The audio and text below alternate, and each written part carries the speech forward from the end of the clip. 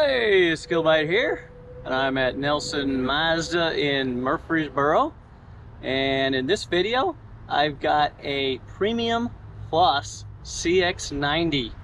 So the Premium Plus is the nicest one you can get with the 280 horsepower configuration on the engine, and it's pretty nice. Let's take a look. All right, I hope you can see this. There's a lot of glare. 2024 Mazda CX-90. This is a 3.3 turbo Premium Plus in jet black mica with black Napa leather. 24 and 28 fuel economy, 25 overall. This one has a couple options: all-weather floor mats, splash guards, front and rear, and wheel locks, bringing it to $54,750 on the MSRP.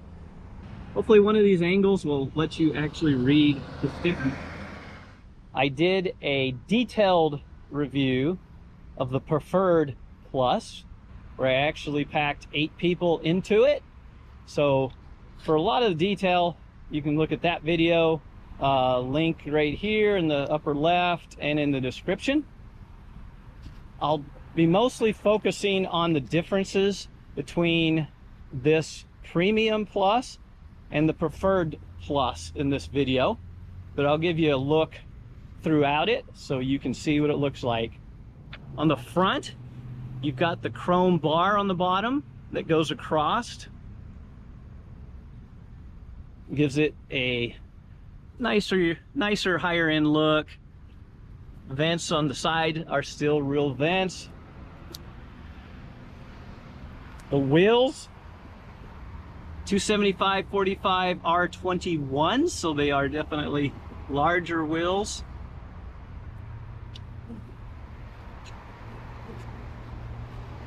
This accent is still black. The mirrors on the Plus, Premium Plus, will fold in automatically. You also get that chrome trim along the top of the windows, and there's a bar, chrome bar on the bottom. It says Mazda, or is it Mazda? And this one, it's got the optional mud flaps front and back.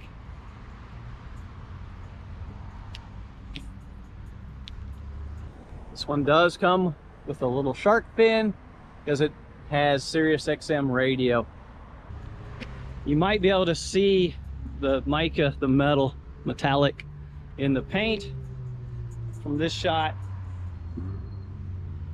Come around the back, you have the chrome accent on the back, which definitely helps on a big car like this. Get your hands full.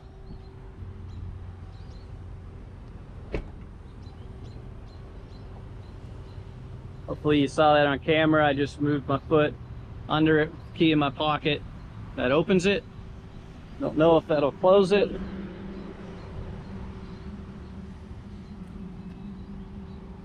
Whoa. All right, so it did close it. I didn't even hear it. It's really quiet, and it bumps the brim of my hat and stopped. So it has a nice safety feature, so if it does hit something, I mean even just the brim of my hat, and it stopped. So that's good. You can lock it from here, and you can close it. And by the way, you can also change the height of how high it opens.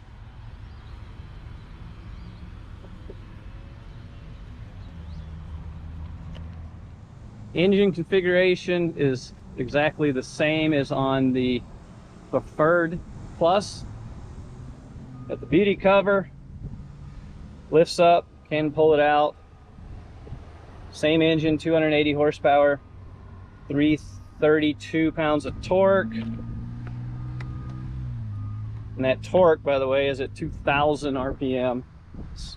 So you don't have to rev high to get power. with easy access to your user maintenance items. And this is the mild hybrid. It's got that 48-volt battery in it that helps you with acceleration off the line and allows you to have an actual 120 volt, 150 watt power outlet in the back. And it is 3.3 liter inline six turbo. There's your turbo on the left there. And inline six is a lot smoother than a V6. Plus the engine is set back, which is really nice for balance. That helps your handling. I went into detail on that other video. And it's got the long wheelbase, help with interior room as well as smoother ride. It's got Mazda's keyless entry. As long as you got the fob in your pocket, you're good. Now this one has the black interior. So it just has the stitches. And this is the pattern. The seat is the same. Forward, forward, backward, tilt, lumbar. It's all the way up. You can raise and lower it. And this one though has two memory settings, position settings right here. So you can press whichever one is yours. So if you got a short person and a tall person can just push a button before ever getting in and the seat will move to their position. There's more controls on the Premium Plus. This will disable some of your safety features. This is your parking warnings. You can turn those off if you want. Traction control, I-stop, open and close the back, and a set button. It's got the nice color accent here. You may not be able to tell in this light. It angles in, so it's not squared off like some. Yep, it has a rear seat alert. Let's start it up. Push button start. This one has all digital dash. That is all digital, not actual gauges like on the Preferred Plus. The window controls are all one touch up and down with a button to bring your mirrors in. You'll also bring your mirrors in when you park, when you shut it off. Here is your blind spot warning, and this is heated on the driver's side. Your light controls here on the left does have auto headlights, so they'll turn on when it's dark. It's got auto dimming on the bright headlights. Over on the right is your wipers, and it has auto wipers, so if it starts to rain, it can turn on its own. You can turn that off, obviously. Going to the Premium Plus, gives you a windshield wiper de-icer. Has paddle shifters. This has that 8-speed automatic, not a CVT, so you can manually control them. And there are options for this on the new Mazda Connect, which is really cool, because you can make these momentary, so it does a downshift, or you can have it where it keeps that gear until you change it. And there's a lot of other things you can set in the infotainment system. Your sound, that's your music and stuff, your Bluetooth phone, and your info button. Your info button will change the dash, so you can see different things.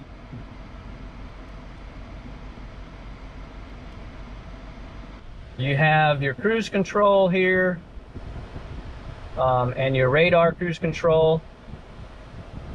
It does have stop and go. On Premium Plus, you also get auto speed limit assist. So if you got your cruise going and the speed limit lowers, it'll lower your speed accordingly. And it's got a HUD, which you probably can't see because it's really bright today. but that changes along with the dash info button. In this Premium Plus, you get the panorama moonroof or sunroof. It does have a shade that you can close, and the front part will open. Your sunglasses storage, which I love, your light controls, sunroof controls, vanity mirror on both sides. The AC controls are push button, no touch screen, and they are push down only. You can set it to auto, or you can manually set it. So we'll sync the two front seats to the same settings, or you can turn that off and they'll have its own setting. And it's got a rear where you can turn the rear zone so you can control it separately. You can have it the same, or you can just let them control it. So the front seats are both heated and ventilated. Steering wheel is heated, and then you got your regular controls. Got the HomeLink mirror, which auto dims, and you can program the buttons to open and close your garage door openers, things like that. It does have a Bose Centerpoint surround sound system with autopilot and 12 speakers. Sounds really good. The Premium Plus gives you the 12.3-inch screen. It's a large screen as far as width, but not height, which actually works well. And as you can see, we have 360-degree cameras, which was called see-through. I'm turning the steering wheel, and you can see where we're going to move to. That's really convenient. I mean, that's really good if you're in a tight spot. Some of the safety features that you get in the Premium Plus, standard things with the different airbags, including knee bags, and your dynamic stability control with traction control system and trailer stability assist. You also get blind spot assist, rear cross traffic alert, lane keep assist, lane departure warning, and here's a new one: emergency lane keeping with blind spot assist, road keep assist, head-on traffic avoidance assist. As I understand it, if it senses that you're going to have a head-on collision, it will move you to the far side of the lane to try to avoid it. And your smart brake support. Premium Plus comes with the navigation, CarPlay, Android Auto, wireless. You can't touch it. Well, you can touch it, but you're not going to do anything touching it but leave a fingerprint. Unless you're running your CarPlay or Android Auto, and then it becomes a touchscreen. You got to use the command controls, which actually work really well. Your entertainment, home, return, navigation, volume, mute, favorites. You have auto hold. What that does is if you're in heavy traffic or you're just stopped for a long time, you're at a long light, you can press auto hold while the brake is on, and it'll hold the brake until you hit the accelerator. Parking brake, the pattern from the door is carried over to the center console. It is smooth. It looks like it's a raised pattern, but it's not. It's smooth. The shifter has park on the left. When I first started moving this, it was a little awkward, but I actually like it now because it's so much safer. You've heard of people that thought they had it in park and they didn't, and they got crushed by their car, or maybe a kid run over because the car rolled. They thought it was in park. Well, now you know, because it's to the left. Push the button. It's easy. It's just a little different, and in my opinion, better. So this button will bring up your 360 view, and it has hill descent. You can press this so you don't have to ride the brakes. This will help keep it at a speed. My drive.